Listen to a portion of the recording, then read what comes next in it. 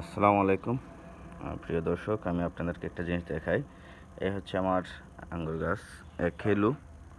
তো এদিক থেকে একটা শাখা অনেকটা বড় হয়ে গেছে আলহামদুলিল্লাহ, এবং এখান থেকে এই যে এখান থেকে দেখেন শিকড়, এখান থেকে আমি আরেকটা গাছ তৈরি করব। এখানে জাস্ট একটা গাছ থাকবে। তো আমি এটাকে অযথা নষ্ট না করে আমি এখান থেকে এটাকে আরেকটা গাছ তৈরি করার পদ্ধতি আপনাদেরকে এখন দেখাবো। তো সাথেই থাকবেন সবাই।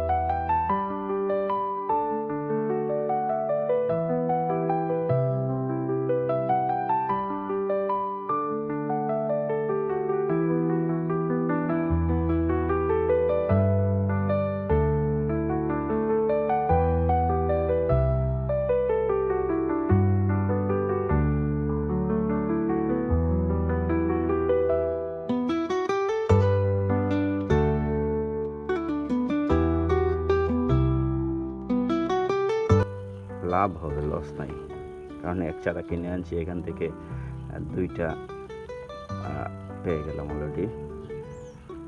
জাস্ট একটু টেকনিক খাটালেই হয় আর কি।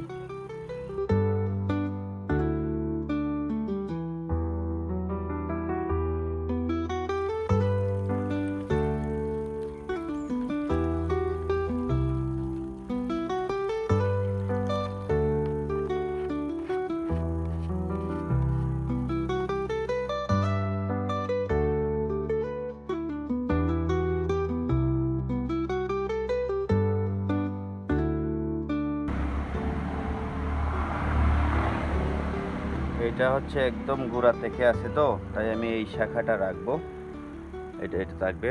আর এটা যেহেতু এখান থেকে উঠে আবার এখান থেকে জয়েন, এবং এটা এক্সেন অবশ্যই, এখানে অনেকগুলো শিকড় ছাড়ছিল, তাই আমি